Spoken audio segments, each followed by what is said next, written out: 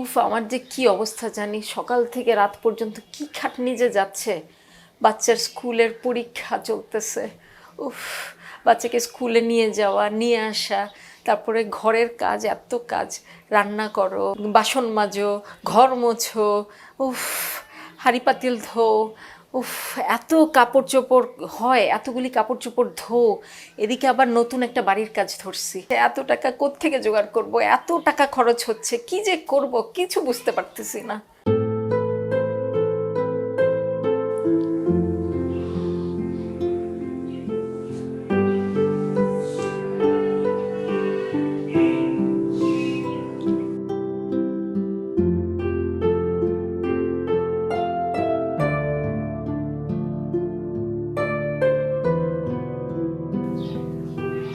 এই কি? তোমার এত সমস্যা, তুমি আমাকে একটাবার বলবা না? বলিনি, এমনি। না, আমাকে বলতে পারতে অ্যাটলিস্ট। বললে কি করতাম? এখন তো জানলা। এখন কি তুমি আমার বাচ্চাকে পড়াবা, আমার ঘর মুছে দিবা, আমার রান্না করে দিবা, আমার কাপড়গুলো ধুয়ে দিবা, আমার বাসন মেজে দিবা, আমার বাড়ির জন্য টাকা দিবা?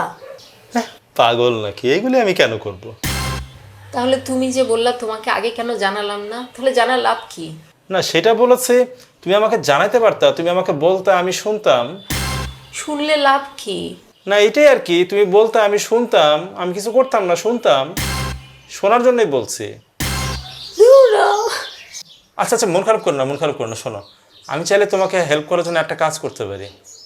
আমি একটা বিয়ে করি। আমি যদি আরেকটা বিয়ে করি না, ওই মেয়ে তোমার সব কাপড় ধুয়ে দিবে, বাসন টাসন জাম বাজার মাজে দিবে আর কি। মানে বাচ্চা কাচ্চাও পড়ালে পড়াতে পারবে। এখন তো মানে নতুন বিয়ে করলে তো নতুন বাচ্চা নেই, ও আমাদের আগের বাচ্চারই পড়ালেখা করাবে। বিয়ে করতে খুব মজা না? আর আমার নতুন যে একটা ফ্ল্যাট বানাইতেছি সেটার টাকার কি ব্যবস্থা হবে? সেটারও ব্যবস্থা আছে। এই ধরো, আমি যে বিয়ে করবো এমনি এমনি তো না, যৌতুক টৌতুক নিবো না। ওই যৌতুকের থেকে কিছু টাকা তোমার দিয়ে দিব না।